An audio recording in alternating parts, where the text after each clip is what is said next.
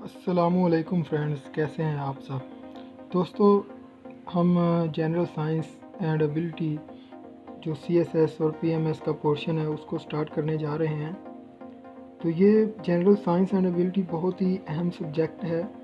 आमतौर पर आपके 3 सब्जेक्ट्स होते हैं जिनमें से आपने 120 नंबर लेने होते हैं। General science and ability, Pakistan affair और करंट अफेयर, इन तीनों में से मिला के आपने 120 नंबर लेना होता है। दोस्तों, अगर आप जनरल साइंस एंड एबिलिटी को मुकम्मल तौर पर तैयार कर लेते हैं, यानी कि इसको A to Z इसकी एक एक चीज़ कर लेते हैं, तो इसमें से आप आसानी के साथ आप 80 से 90, हत्ता कि अगर बहुत ज़्यादा तैयारी करेंगे तो 100 नंबर भी आ सकता है। और फिर 20 नंबर लेने हैं दूसरे 2 सब्जेक्ट्स में। ये जो कंपलसरी सब्जेक्ट होते हैं दोस्तों, इनमें से पास होना ही बड़ा मुश्किल होता है। तो अगर आप इनमें से पास हो जाते हैं, जो नंबर बनाने वाले सब्जेक्ट्स हैं वो आपके ऑप्शनल सब्जेक्ट्स हैं। तो जनरल साइंस एंड एबिलिटी की बहुत ज़्यादा जो है अहमियत है। तो ये अब हम स्टार्ट करने जा रहे हैं। ये प्ले लिस्ट है मेरे चैनल पर।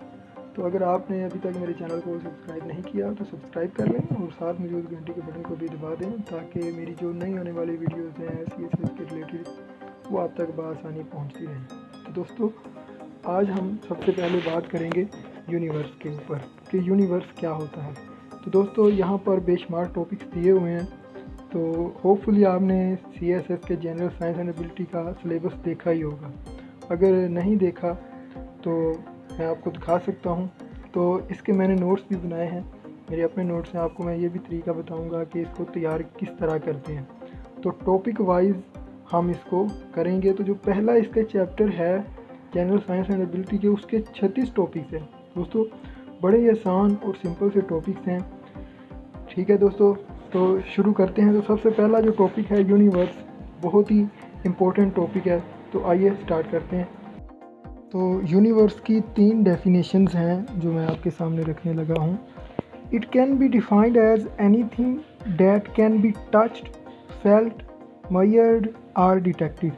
कोई भी ऐसी चीज़ जिसको छुआ जा सकता है, महसूस किया जा सकता है, मापा जा सकता है या फिर डिटेक्ट किया जा सकता है, उसका पता लगाया जा सकता है, वो यूनिवर्स कहलाएगी। कोई भी चीज़, आपको जो भी इर्द गिर्द सब कुछ नज़र आ रहा है, ये सारा का सारा यूनिवर्स है। दूसरी डेफिनेशन देखें, it is A totality of all matter and energy, कि जितना भी मैटर और एनर्जी है उसकी totality that presently exists or has existed both in time and space। जितना भी मैटर और एनर्जी टाइम और स्पेस के अंदर पाया जाता है वो यूनिवर्स कहलाता है, जितना भी मैटर और एनर्जी है। तीसरी डेफिनेशन देखें, time, space and all of contents with in it, यानी कि वक़्त और खला, जगह, जहाँ भी और जो भी इसके कंटेंट्स हैं with in it makes of the universe, वो सारे के सारे यूनिवर्स बनाते हैं। यूनिवर्स का मतलब होता है कायनात। ठीक है, तो ये 3 डेफिनेशन हैं, बहुत ही सिंपल सी, जो आपके सामने रखी यूनिवर्स की डेफिनेशन। तो इससे आगे हम फर्दर मूव करते हैं। एस्ट्रोनॉमी का मतलब होता है, अब ये डेफिनेशन आ जाती है, एस्ट्रोनॉमी क्या होता है या कॉस्मोलॉजी क्या होता है। तो एस्ट्रोनॉमी की हम सिंपल सी डेफिनेशन देख लेते हैं। The study of objects and matter outside the earth's atmosphere and their physical and chemical properties, के ऐसे ऑब्जेक्ट्स और मैटर की स्टडी की जाती है एस्ट्रोनॉमी में कि जो अर्थ के एटमॉस्फेयर से बाहर हैं, उनकी फ़िज़िकल प्रॉपर्टीज़, उनकी केमिकल प्रॉपर्टीज़ डिस्कस की जाती है। दूसरी टर्म जो पूछी जाती है वो है cosmology. Cosmology is the branch of science that deals with the study of universe. ये स्टडी ऑफ यूनिवर्स के साथ डील करती है cosmology. The study of how the universe began, के ये जो कायनात है ये कैसे बनी, कैसे स्टार्ट हुई, कैसे इसकी शुरुआत हुई। व्हाट इज़ मेड ऑफ, ये किससे बनी है, इसके कॉन्स्टिट्यूएंट्स क्या हैं, इसके अज्जा क्या हैं। And how it continues to evolve, और ये कैसे चेंज हो रही है कंटिन्यूसली। एंड चेंज, और कैसे ये चेंज हो रही है, इज़ नोन एज कॉस्मोलॉजी। तो ये कॉस्मोलॉजी और एस्ट्रोनॉमी, ये दो डेफिनेशंस थी और इससे पहले हमने यूनिवर्स की डेफिनेशन को देखा। अब हम स्ट्रक्चर ऑफ यूनिवर्स के बारे में थोड़ा सा डिस्कस करते हैं। अगर हम CSS के सिलेबस को देखें तो वहाँ पर लिखा हुआ है कॉन्स्टिट्यूएंट्स एंड स्ट्रक्चर। तो अगर हम इसके अज्जा की बात करें कि जो यूनिवर्स है ये किस किस चीज़ पर मुश्तमिल होती है, तो ये मुश्तमिल होती है normal matter, dark matter and dark energy. इन 3 चीज़ों पर ये मुश्तमिल होती है। आगे हम फर्दर डिस्कस करते हैं कि ये नॉर्मल मैटर क्या होता है और ये कितने परसेंट है, डार्क मैटर क्या होता है और ये कितने परसेंट है, और डार्क एनर्जी कितने परसेंट है। आगे बात कर लेते हैं नॉर्मल मैटर की। Normal matter is the smallest portion of universe. Universe का सबसे जो छोटा पोर्शन है उसको हम नॉर्मल मैटर कहते हैं। It is a normal matter that makes up galaxies, stars, planets, other astronomical objects. ये नॉर्मल मैटर ही है जिसने स्टार्स, प्लैनेट्स, सितारे और दूसरे एस्ट्रोनॉमिकल ऑब्जेक्ट्स बनाए। It contains 5% in universe. तो टोटल यूनिवर्स का 5% नॉर्मल मैटर है। It is measured in light year. इसको लाइट ईयर में मेजर किया जाता है। नेक्स्ट बात करते हैं जी डार्क मैटर की।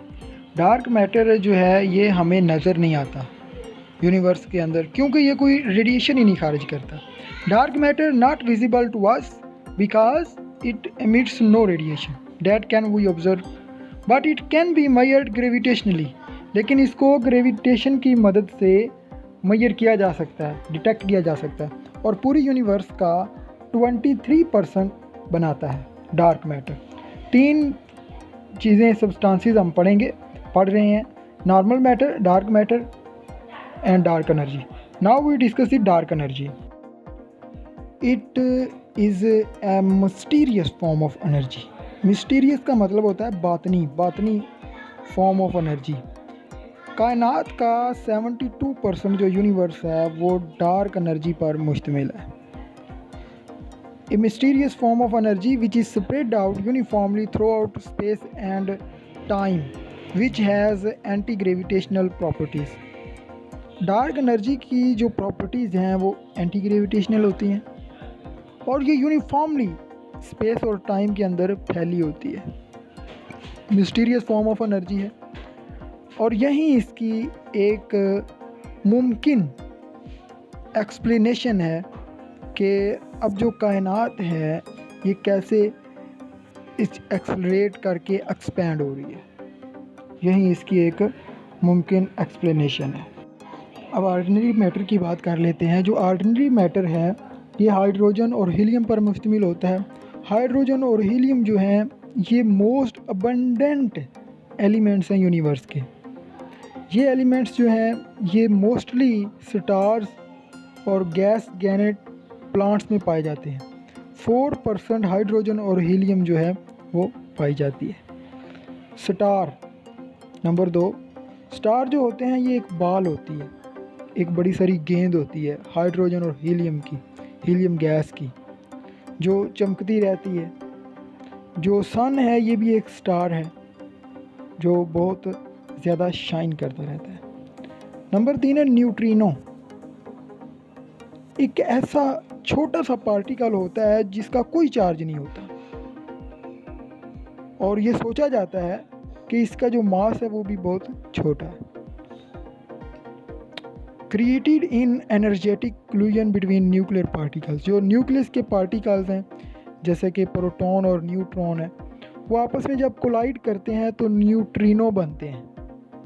उनकी जब एनर्जी कोलिजन होती है तो कायनात जो है वो न्यूट्रिनो से भरी पड़ी है। ये शाज़ो नादर ये एक दूसरे के साथ कोलाइड करते हैं। आखिरी है हैवी एलिमेंट्स। तो जितने भी प्लांट्स और अर्थ है ये हैवी एलिमेंट्स के साथ मिलकर बनी है। तो दोस्तों ये थी आज की शॉर्ट सी वीडियो। अगर आपको पसंद आए तो अपने दोस्तों के साथ भी शेयर करें। थैंक यू वेरी मच और चैनल को सब्सक्राइब कर दें और नई वीडियोस भी इंशाल्लाह आएंगी।